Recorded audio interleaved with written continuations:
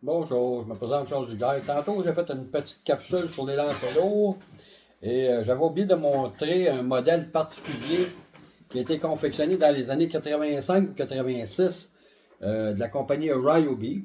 Moulinet Lancelot qui était déjà futuriste dans le passé.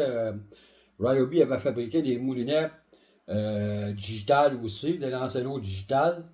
Avait fait des très beaux moulinets de très bonne qualité. Là, j'ai un moulinet de Ryobi T1, T2 qui est très gros. C'est le seul moulinet qui est réversible, qui est ambidex dans les Lancelot. Il n'y a aucun moulinet qu'on pouvait inverser la poignée de droite à gauche. Ce moulinet-là, on peut changer la poignée d'un bord ou de l'autre. Inverser la poignée. Je vais vous montrer comment que ça fonctionne. Je vais vous montrer ça parce qu'il y a beaucoup de monde qui n'ont jamais vu ça. On a les petits médaillons de plastique, le petit couvercle ici. On a le frein magnétique qu'on voit. On va enlever le petit couvercle. On voit, regardez, il y a un endroit pour fixer la poignée. Ça nous prend un petit tournevis de précision. Je vais enlever les vis sur le couvercle protecteur pour ne pas perdre des pièces à l'intérieur, perdre la vis principale. Enlever le petit couvercle ici. On voit le boulon aussi. Ça nous prend ça ici. Je vais dévisser le boulon.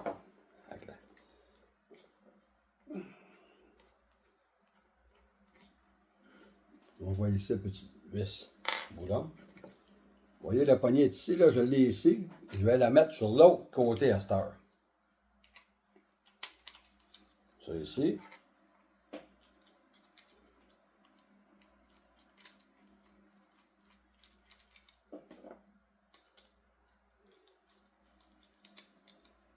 Ça ici.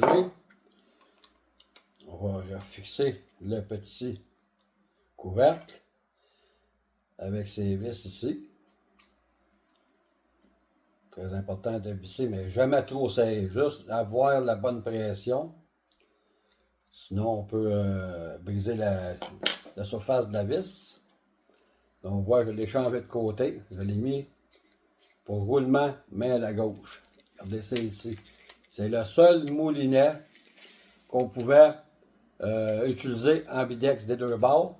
Puis si vous voyez, il n'y a pas d'étoile pour le frein. C'est un frein qui est différent d'un autre. Regardez, on n'a pas d'étoile comme je vais essayer d'en montrer un là, ici. Là. Un moulinet, bon, ok. Regardez l'étoile pour le frein. Ce type de moulinet n'avait pas d'étoile. C'est un frein qu'on l'appuyait le doigt ici pour retenir l'intérieur. Et on donnait plus de pression de ces pesures. Là, on réappuyait, on reculait tranquillement. Et le frein était plus souple. C'était juste ici, là, le petit bouton. Il fallait appuyer, le retenir, soit reculer. Puis quand on l'avançait, on donnait plus de frein serré. C'était très précis, pareil, comme moulinet. Il y avait le T2, comme j'ai ici. Puis il y avait un petit bouton aussi, un petit levier pour le mettre en mode ce qu'on appelle flipping. Lui, j'avais le cliquet, puis j'ai le petit bouton en mode flipping. Regardez, il ne reste pas amorcé. C'était pour dérouler.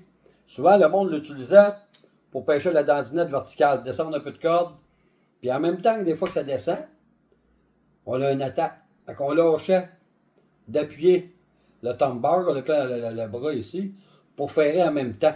Au lieu de donner un coup de poignet pour fermer le moulinet, des fois on descend le leurre, mais on a une attaque en descendant. Donc on pouvait lâcher le moulinet, il barrait tout de suite pour être capable de faire un ferrage instantanément. Ou pêche à la traîne, on déroulait un peu de fil, puis on était tanné, on l'arrêtait.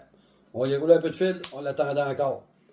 Comme je vous dis, ça a été le seul moulinet Lancelot, comme je vous dis, ambidex.